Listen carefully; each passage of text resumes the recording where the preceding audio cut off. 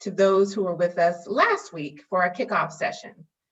Dominic Grew of Elevate Business Coaching, who shared a lot of tips and strategies for financial planners to accomplish their business goals faster and with greater success. I hope you got a lot of insight from that session and have taken away those practical tips that he shared last week into your business.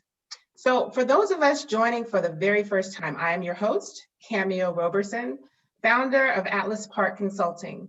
And as a coach and business management consultant for financial advisors and other service-based entrepreneurs, we bring clarity to chaos.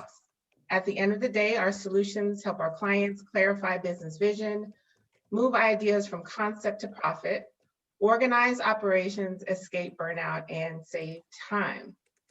So before we get started today, a few housekeeping items. To save any background noise sounds, please mute your line if you're not speaking. Today's presentation is going to be dynamic and engaging. So add your questions to the chat box at any time, and we'll make sure to moderate them. We also have some giveaways, which will be announced towards the end of today's session. We really appreciate your time and hope you get a lot of insight out of today's presentation. At this time, I am pleased to introduce our next presenter for the Manage Your Practice webinar series, Bruce Lefetre.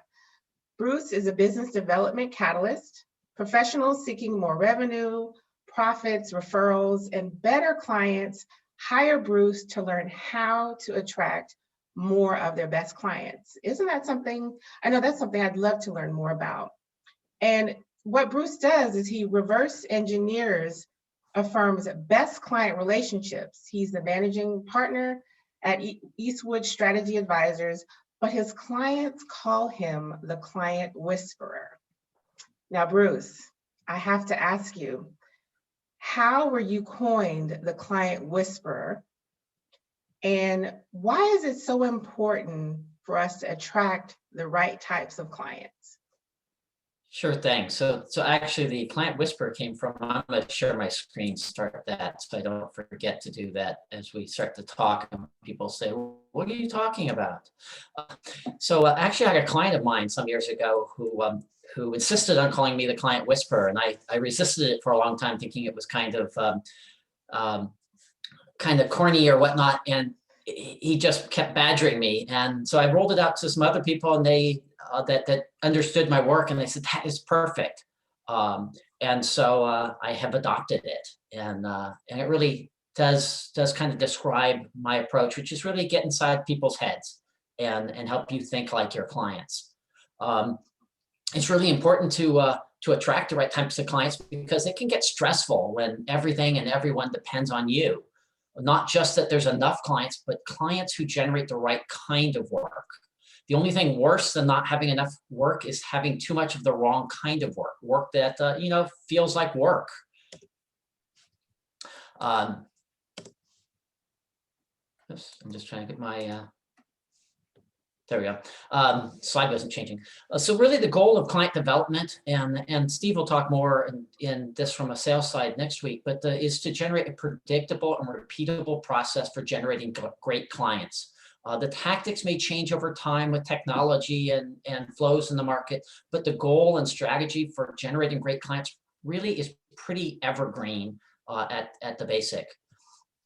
Don't be fooled. The sales funnel siren-like song will lead you down a path of working harder for less. This is the way you win at Survivor, by being the last one on the island. As you narrow the funnel down, you start with lots and end up with something at the end. This is not the way that you build strong relationships.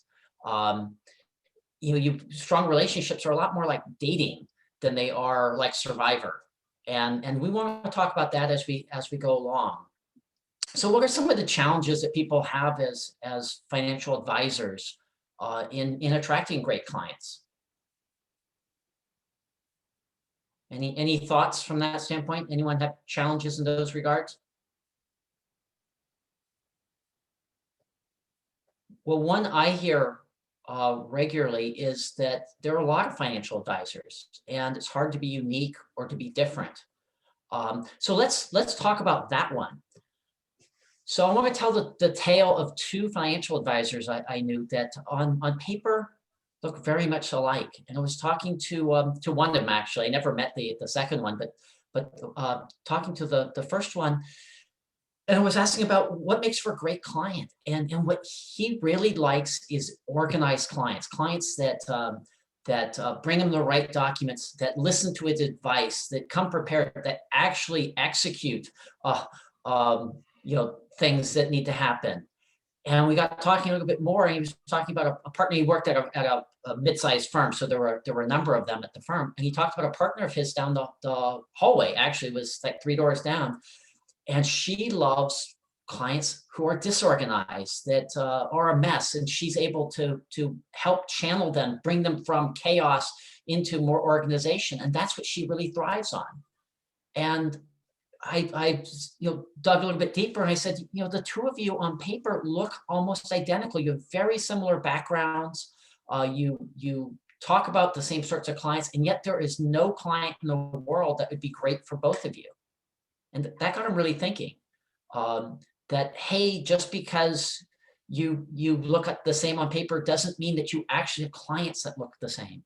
So let's talk about, how do you go about attracting more of your best clients? And I don't say best clients, they're always your best clients, because in his case, it's someone who's organized, that's going to follow his direction. In her case, it's someone who needs someone to give them some organization. So your best clients are what we really want to talk about.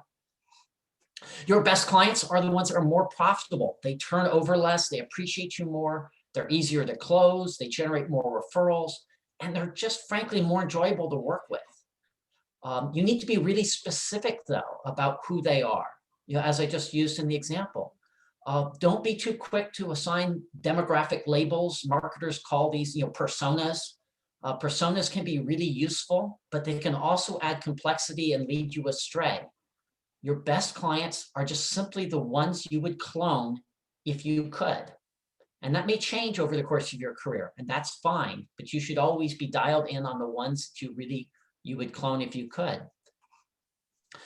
So who are your best clients?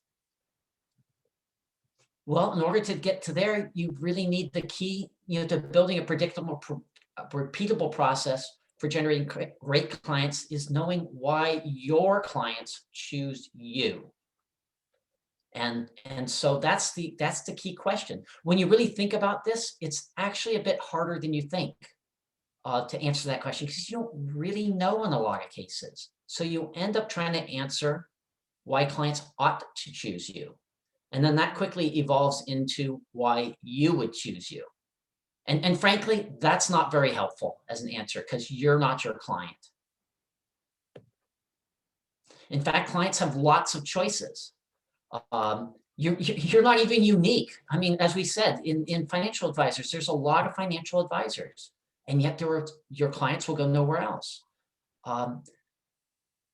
Yet, you want to zero in on those clients that would go nowhere else. And so you're not like everyone else to them. And you need to know why they selected you and why they will go nowhere else. And once you can answer that, you can start to attract more of your best clients. You can do it faster, and you can do it quite consistently. Bruce, But yes. Got a quick question for you. So when financial advisors think about ways to differentiate themselves from the thousands of advisors out there, sounds like it really starts with an internal conversation, asking yourself what makes you different, how do you serve your clients, and why do your clients enjoy working with you? It sounds like that is the starting place to figuring out how to make yourself different from the others. I will actually flip that around a little bit, Okay. because it's easy to have confirmation bias. And we'll talk about this a little bit down the road, but this is really important point, because people always say you have to be unique, you have to be different. Well, no, you have to be a great choice for your clients. And the key there is, why do your clients choose you? And why did they select you in the first place? And why do they continue to stay with you? And that often can be, a bit of a surprise sometimes. It's always a pleasant surprise, because these are your best clients, remember, but it's not always about the things that you think are important. And that's why it's so important to dial into what they think. And so hang with me as we talk a little bit more, but you can start with thinking about why you would select you, but you quickly want to get past that to why they select you. And the only way to do that actually is to go out and talk to them. And we'll talk to that in a moment here. So I want to give you an important secret. And this dials back into what Cameo was just asking. And that secret is clients don't care about you. They don't care about your awards and your accolades. What they care about how you improve their life. And so how do you improve a client's life? Thoughts there? Surely some people can give me some thoughts here. How do you improve a client's life? Julie has put a comment in the chat box by clarity and confidence. Okay. And I would say that's probably absolutely true, except that those, and I shouldn't say except, I would go further than that. And clarity and confidence is, what does that mean to different people? So that's a great start. And for certain people, clarity and competence means certain things, or confidence. I didn't say whether confidence or competence means different things to different people. And so that's a starting answer as opposed to an ending answer. Okay. Thomas shares, you save them time. Kelsey chimes in, simplifying complicated information. Phyllis shares, understanding clients' problems. Those are all great. Accountability. Yeah, great. And nobody said anything about return on their investments.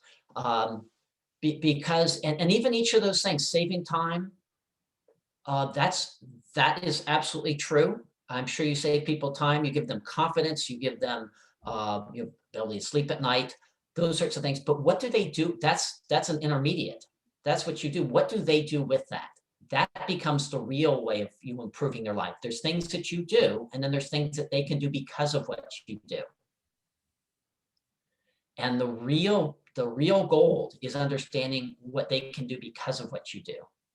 And whether that's being able to sleep at night because they're not worrying about this, about their retirement, or whether it's because they can buy things that they planned for, and now there's a plan to do that. And that's gets beyond, that gets into how they think, because remember, they care about how you improve their life. So if you want to get more of your best clients, you need to start to think like your best clients. And the way you do that is your client expects your relationship with them to focus on how they fit in your business. That's the classic business model. It's not just with financial advice, it's with everything that you deal with. How do you fit into the business of the person you're interacting with? And when you talk about the stuff that you do for them, this is the relationship that they experience. When you think like your client, you actually invert that relationship. Now you put the focus on how you fit into their life. And this is not what you do, like I was just saying, but what they can do because of what you do. This is your real value. And thinking this way creates a very, very different relationship. It puts the entire focus on them, the client. They like that. People like it when you focus on them, and it really grabs their attention. So thoughts there? Yeah, Bruce, you said something, what they can do because of what you do. Can you share a little bit more about that?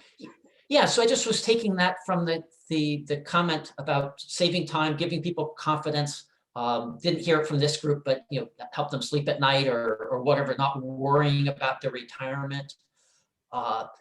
What can they do because of that? Because you saved them time. What do they do with the time? So Cameo, I give you a bunch of extra time in your day. If you have nothing to do with it, what's the value? I know a business broker, and one of the screening questions he has for a potential client that may sell their business, he asks them, what are you going to do with the money? And if they hem and haw or say they're going to invest it or things like that, he will often take a pass on them because he gets paid at the end of the process, only if the business sells. And if they get all the way done and they don't know what they're going to do with the money, they always want more. And so for him, the value is not the money that he gets for them for their business. It's what they're going to do with the business, with the money. It's take the wife on, around the world or found a new business. That's really the way he talks about value. So I encourage people always to think about values. What can people do with that? What do they do with the time? Do they sit around, twiddling their thumbs? Well, that's not very valuable. If they spend that time and they spend it to be able to travel and go see the grandchildren, that's valuable. If they spend that time taking up the hobbies that they were never able to do when they were working because they were saving and doing all the right things to prepare for retirement, that's valuable. And if you can start to get people to think in those or talk in those terms, if you now talk in those terms, and that's going to be different for every person, now all of a sudden, what kind of connection you're going to have with your client? It's not about stuff you do, it's about enabling their life, the life that they want to have. And I will go out on a limb and say that will create a much stronger client relationship.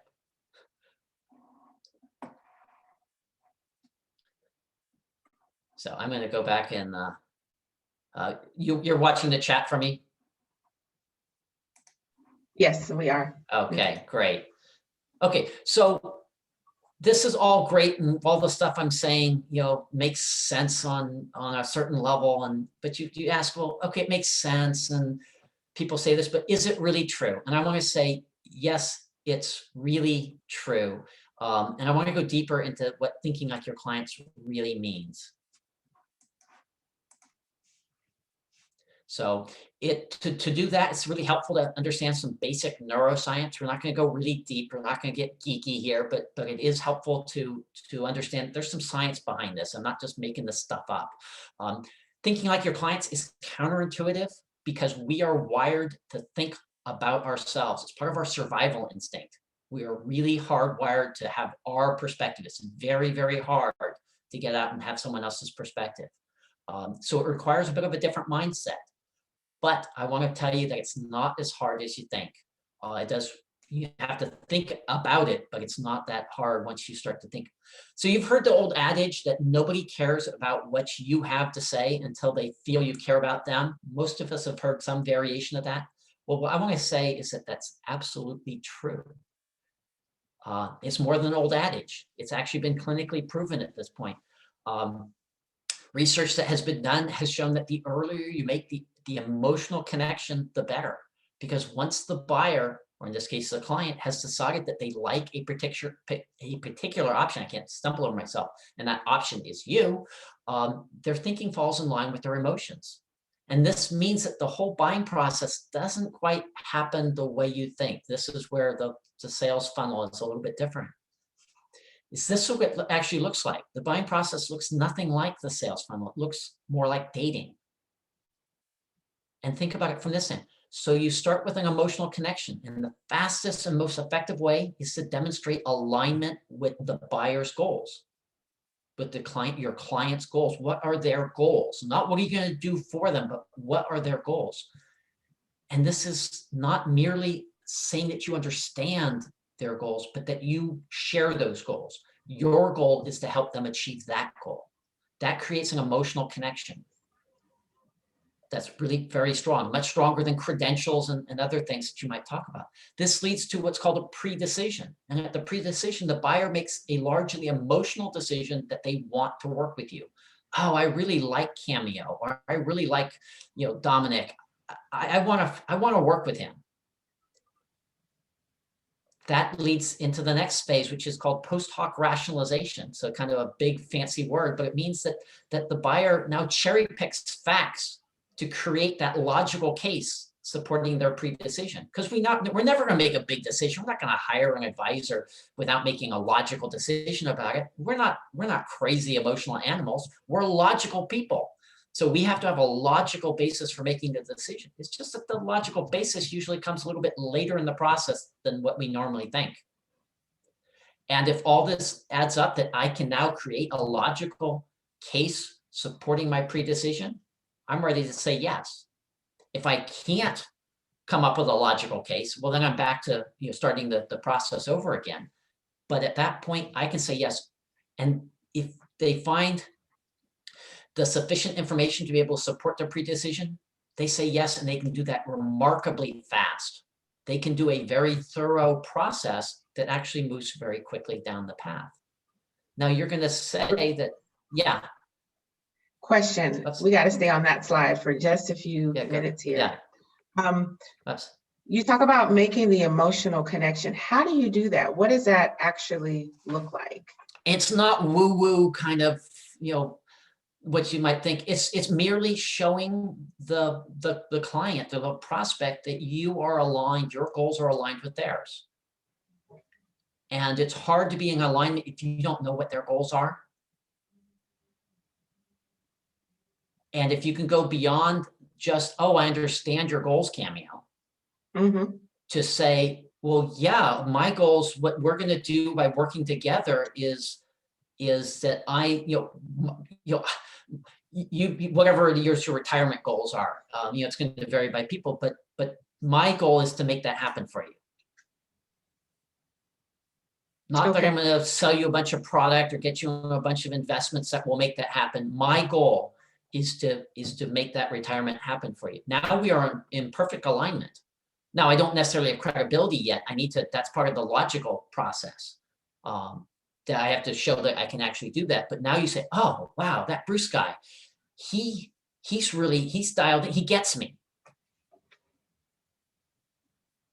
And now you emotionally say, okay, this could work out. That's what I want to have happen. And then you get to the rationalization, which says, okay, has he ever done this before? Does he know what he's talking about? Is he just being a salesman, or does he actually, have systems to make this happen? But when you're lined up this way, instead of evaluating all the systems and all the credibility from ground zero, it's, do I know enough to feel comfortable making this decision that I want to make? Now, I would never work with people that aren't really, really good at what they do, because yeah, this is the way used car salesmen, sell you a car that you don't want. But if you're really good at what you do and you can actually help people accomplish their goals, then by helping them get through the process faster and make the decision to choose you, which you can do a better job at getting them to their goals than maybe some other choices they might make, you're actually helping them achieve their goals. Does that make sense? It does, yes. Thank you for clarifying that. Yeah, no, I absolutely want to be clear. So you think that you're so logical that this doesn't apply to you because it's just other people, but they've done studies where people who have lack emotions because of brain injuries often have difficulty making decisions at all. They can go through the whole process, but they can't pull the trigger because there's no emotional process in there. There's no that bit. It's part of the whole. It's a balance between emotion and logic. So how do you use this to your, and as I said a moment, even more importantly, to your client's advantage? How do you make it better for them? The key is to help them facilitate that pre-decision. And this allows you to connect emotionally and be a great choice. And a great choice is one that they can make confidently and not have a need to second guess later of, was that really the best? Was that really a great choice for me? And so selecting a great choice is really easy and faster than trying to find the best choice. The best choice is that you've boiled the ocean and you've evaluated every option, and this is the best choice. Well, most intangible services, you can't do that. You don't have enough information. There's too many unknowns. So what you really want to be is a great choice where they can say, I made that choice. It's going to be good for me. Maybe there's other great choices, but this one's going to be great for me. And I don't have to think about that again, unless something changes in my situation. Time, it's not, a best choice is a point in time. A great choice is a state. So I usually stop I'll stop at the great choice versus a best choice for just a moment. I don't want to drill it into people too much, but just if that's a question that people, best versus great.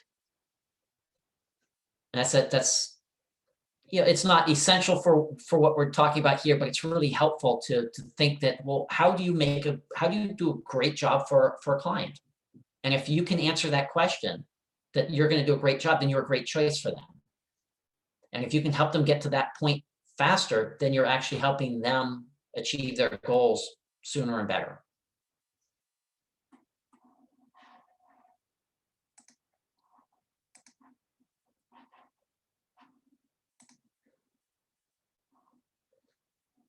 Okay, so why don't financial advisors ask these questions? And they typically go unanswered because you assume that you know the answers. Oh, we know how the client defines success. We know what they care about.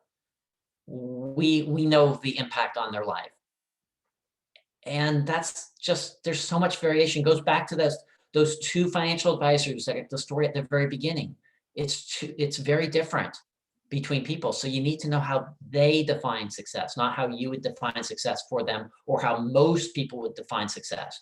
If you want to be generic, then you expect to be a generic and fight the robo advisors as opposed to having a deep relationship with clients who you can really help.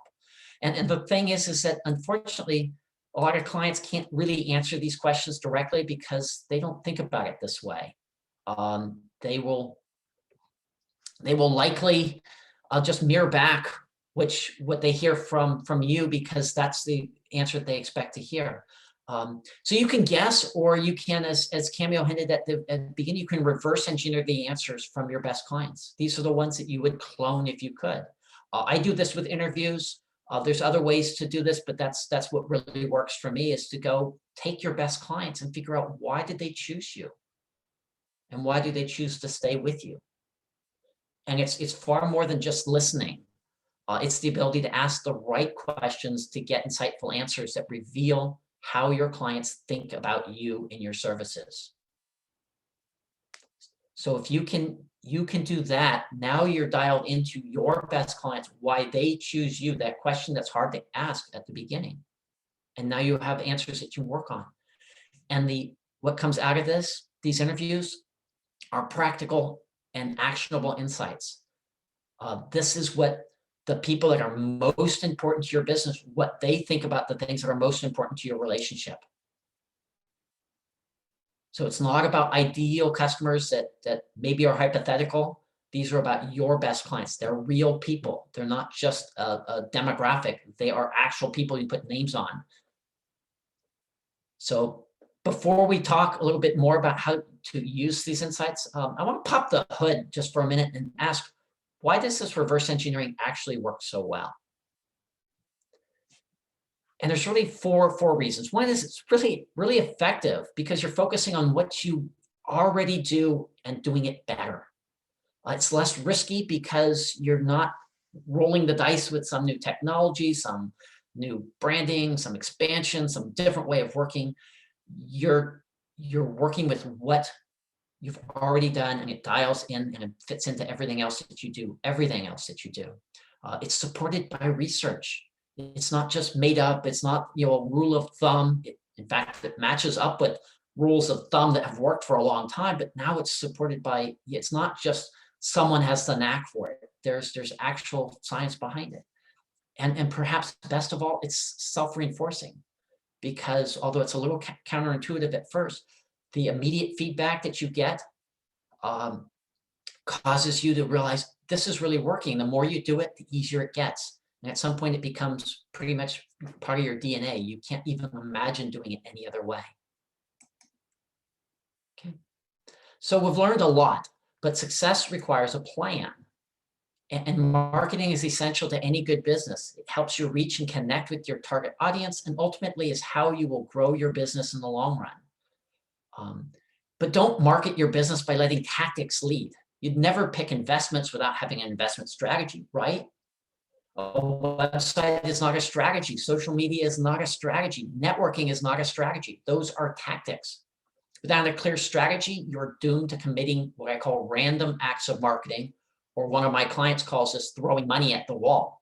A strategic marketing plan lets you go to market with a clear plan. Knowing why makes a huge difference. I had a client I worked with few years ago, and it was actually a business been around for a long time. And one of the founding partners came up to me at the end of the strategic marketing plan presentation, and he goes, "What you're telling us to do makes a lot of sense, but you're going to laugh because when we started this business 28 years ago, we did exactly what you're telling us to do now."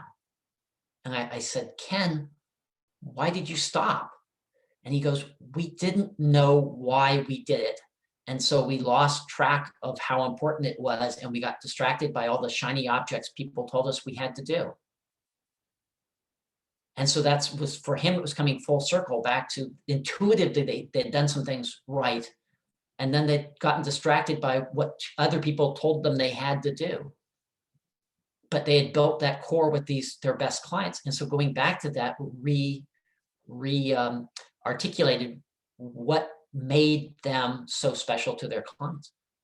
So your strategic marketing plan informs management decisions, your behavior towards your business goals, and how you interact with your current and potential clients. Plans, however, don't deliver success unless they are, one, the right plan for your business. You can't take a generic plan and plop it onto your business and expect to get great results. And secondly, it has to be practical and easy to implement. A great plan, I say, or a great strategy, I always tell people, that isn't going to get implemented is not a great strategy. So you probably notice this with your clients. If you give them something that they should do, but it's not practical and easy for them to implement, you probably see them doing less of that than they should. And if it's not the right plan for them, you're going to have trouble getting uptake there as well. So just why does thinking like your client work so well? It comes back to what we were just talking about. Be effective, you reduce risk, you support by what works, and self-reinforcing. Really, if you want to summarize that, slide down into two terms, it's really confidence and results. So at that point, let's pause for some questions. I do have some takeaways I promised that I will do at the end, but let's take questions and then get stuff into context. So I'm going to stop sharing so you can actually see faces. Thoughts? I think this presentation, Bruce, is really insightful.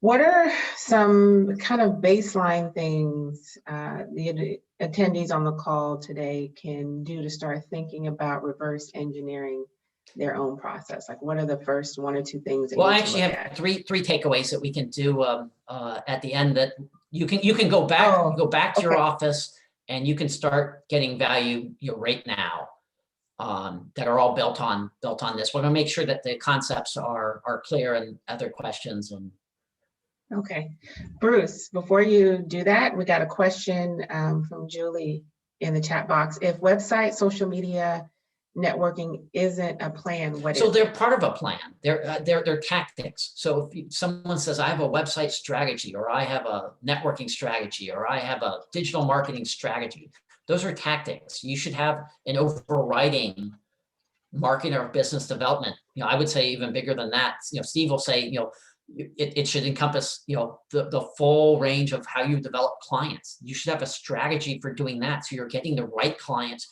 you're doing it the right way, you're doing it in an effective way, so you're not wasting resources. And then you're bringing people on in ways that you can deliver, because it doesn't, you shouldn't be bringing on clients if you can't deliver for them, and you can deliver for them, and then they turn into referrals. But it's also being able to articulate to both yourself, so you have the right strategy, but also your clients, because it's not always clear to them why they chose you. But if you can help them understand, you're not telling them why they chose you, you're exposing them to your understanding of their needs and alignment with their goals, and they're, oh my, that's why. I knew it was the right choice, but now you put words on it. Now they can become a really effective referral engine for you. Because they can, people that they know well, they will know who's a good match as opposed to who needs a financial advisor. Well, there's lots of people need a financial advisor, but not all of them are right for each of the people on the call. I mean, the people on the call here, you're each going to have a set of best clients, and there might be some overlap, but it's not high net worth individuals or something generic like that. They're people with real needs. So hopefully that answers, yeah, you need to do those things, but you don't go do random acts of marketing or just throwing ideas at the wall. That's very expensive and not very effective, and it leads to frustration and all sorts of bad things.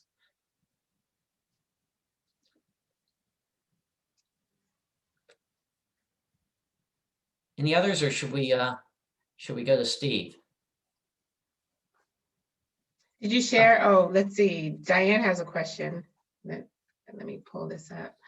What are your thoughts on asking for referrals or letting clients know you appreciate referrals versus letting your work speak for itself? Oh, never let your work speak for itself. Always ask, but what you want to do is you want to, ideally, I mean, it's better to ask for a referral and say, would you make a referral for me, than to let your work speak for itself. But you can do far better if clients understand why they chose you. So I often have clients that have, because I'm talking to their best clients, I go out and interview them. And so these are people that they know they've worked with for years, they know, appreciate them. But when they start to be able to dial in as to why their best clients choose them, and they go back and they start to use those terms, those words with their longtime clients, the client's eyes just get big like saucers, and they say, Cameo, we've been working together for 10 years. You know how valuable you are to my plans and my life. I couldn't have done it without you. I have never been able to really put words on it. You just put the words on it. You helped me articulate it. Now I can go tell other people. Mm-hmm. And so from that standpoint, the more you can kind of prime the pump, you're not trying to strip them, but if you can prime the pump and remind them what their situation was when they came and how you helped them get on track, that's what you want. Is you want the referral about why people select you, not the great job you've done over the years. I mean, that's it. It's not either or, but you'd much rather have a referral talk about, oh, these are all the things I thought about before I chose my financial advisor, Bob, and these were my concerns, my worry, this is what my thought process, and then Bob was a perfect match because it turns out I knew 3 people that were clients of his, and they said, my situation is exactly right for him. That's a much better referral than to say that, oh, I've been working with Bob for 10 years and my investments have been doing great. I'm looking forward to retirement. Does that make sense? We also have a question from Steve Bruce. Steve asks, okay, what's the most common mistake you see when advisors communicate about their business, and how do you suggest they change it? What's an example of this? And this goes across any kind of service or professional. So it's not just financial advisors, but it's talking about stuff you do. And I call this tasks. This becomes task-based value. I did this. It's really easy example with lawyers. I drafted a brief. I drafted a contract. I did paperwork. You could say, well, we got you into this investment. We did these forms. We balanced your portfolio. Those are things that you do. Those aren't things that create value. The value is created because of those things. The balanced portfolio means that you have less risk, and your portfolio is doing the job it's supposed to be doing. So you will be, in good shape when you get to retirement. The lawyer, the contract. The contract's a piece of paper. What can you do because of the contract, the business relationship, the risk that you can mitigate? Those sorts of things. That's the value. That becomes impact-based value.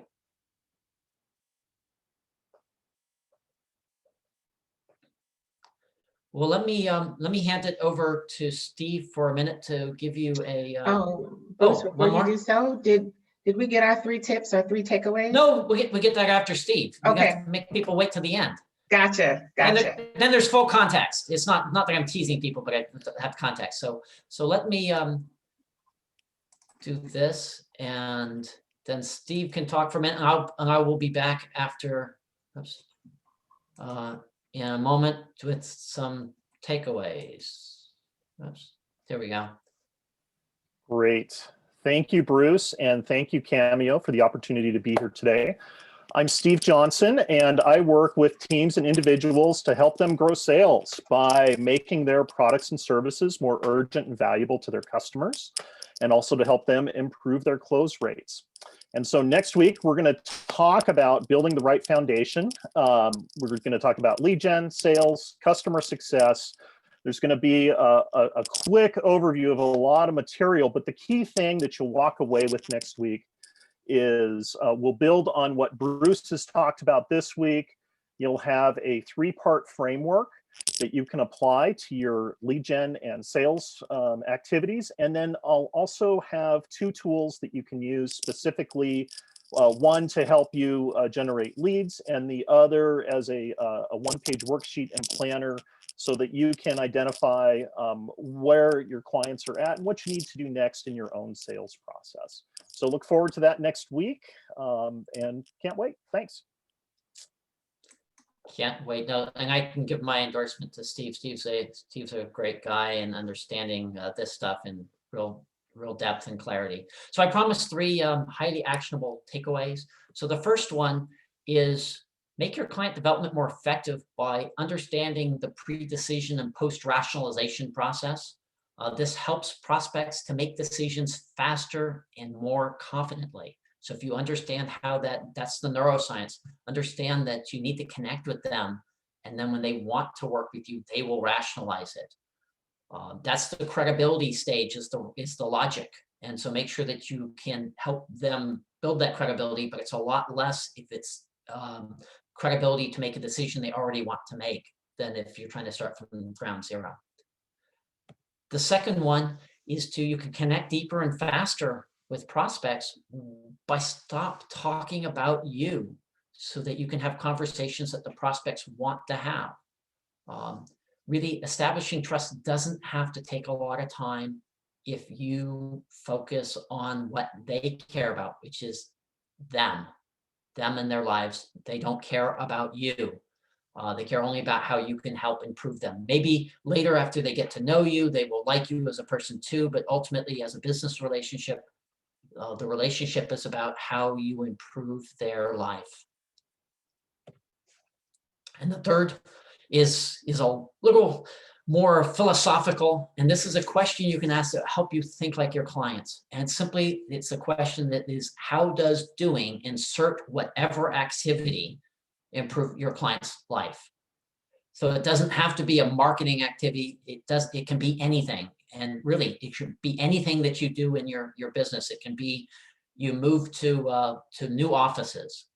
And it doesn't have to be the sole rationalization for why you've done something. But if there's not an improvement for your client, then you're not aligned with their goals. And so that new office may be that there's a nicer waiting room for them that just makes them more comfortable. So a bit better experience. So think about it that way. You're not trying to like twist things around, but if there's not some way you can connect it back to your client, it might be even that you increased your rates, you increased your fees. How is that better for your client?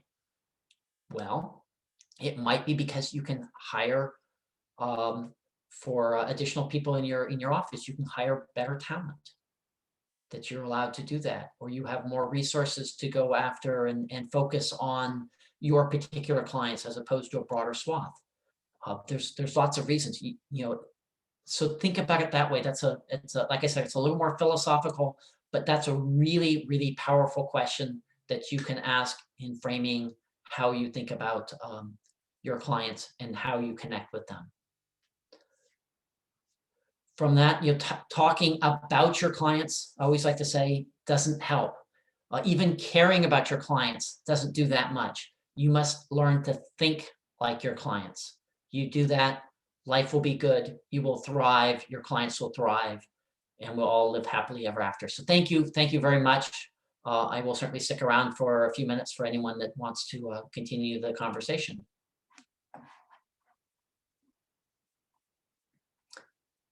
And if you'd like a written version of the takeaways, just drop me a note or drop Cameo a note, and it will get to me and it can get out to you.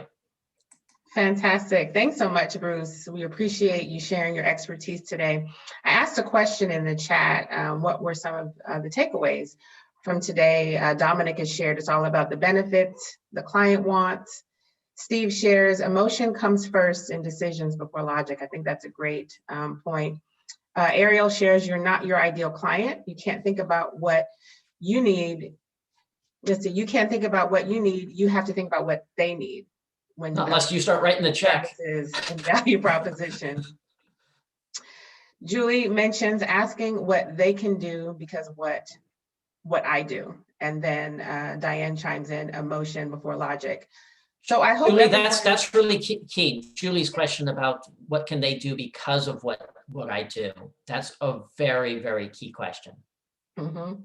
Christy chimes in, don't forget to ask our clients what value we brought to them. Leon shares connecting with the client through the emotional response. I think that's really good. And, you know, just being aware of really tapping into what our clients need and how we're uniquely positioned to help them solve those problems. So I will add to Christy's about don't forget to ask our clients what value we brought to them. Ask them what that value is. What can they do because of what you've done? Make sure it's not that you helped me get my papers in order or you got my portfolio in order. What does that mean to you or to them? I mean, you're asking the question. So you can take it from I created value to what that value, what the impact of that value is. And they'll go from garden variety valuable, which is good, to really, really valuable, both in terms of having effect with your clients and helping you build that emotional connection that will then drive the process, but will also help you drill in on who your best clients are. So you end up with not just clients, but more of your best clients. Yeah, I think that's a great point. And I know, Bruce, this has actually come out of a conversation that we've had previously about strategic growth and opportunistic growth. And to your point, we only have so many seats on our client service bus. And if you want to work with your ideal clients, you have to really be strategic in how you connect with them and then onboarding them so that you can really work with the right types of clients. Because at some point, if you're just working with everyone, and not to say that that's not a strategy, especially if you're just getting started, if you're a newer advisor, I understand, you know, you have bills and things that need to be paid, but over the course of the longevity of your practice, really getting keyed into who your ideal clients are so that you can create a practice of those individuals. Yeah, don't make it work.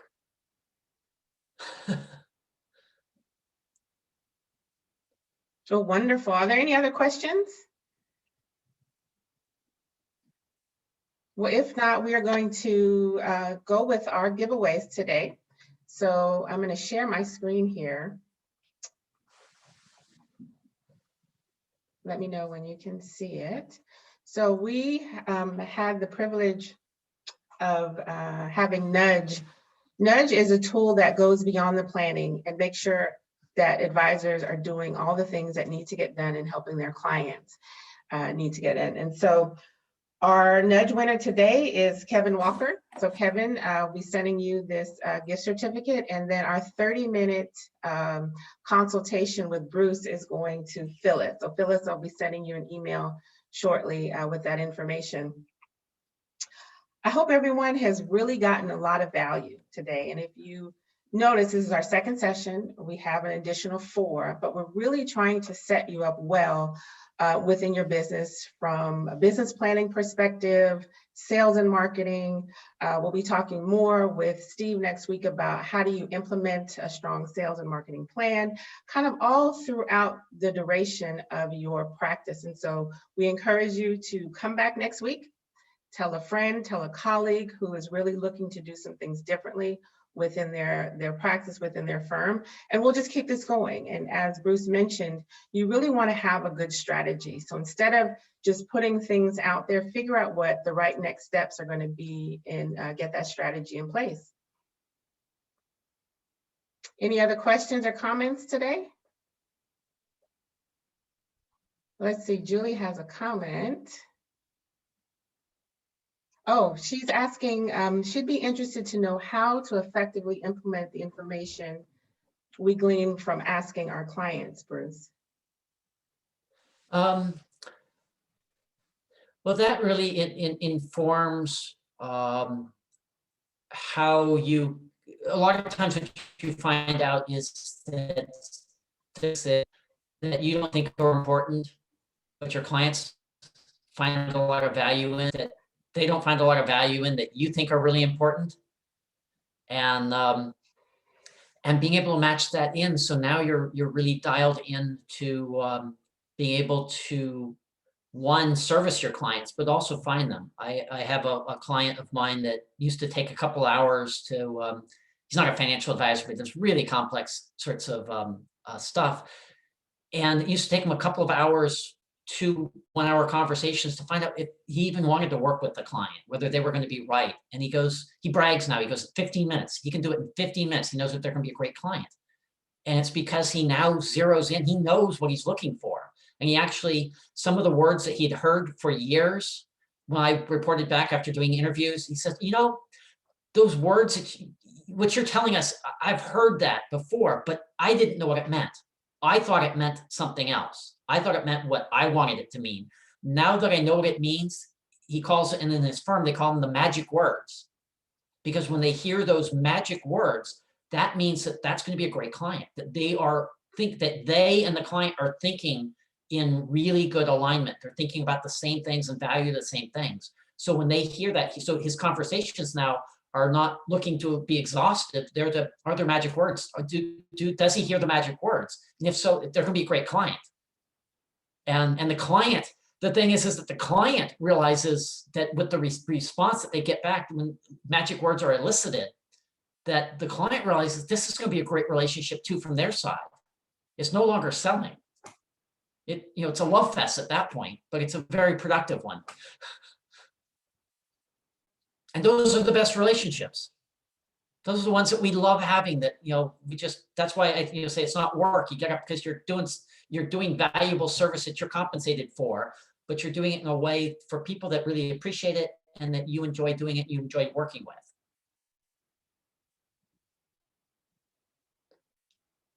So there's actually a lot more to Julie than just a quick answer like that, but that's where it starts, and that's the impact of it. But then it's, now you build it into your marketing, you build it into your sales process, you build it into your service process, you build it into how you're structuring your offering in your firm, where you focus.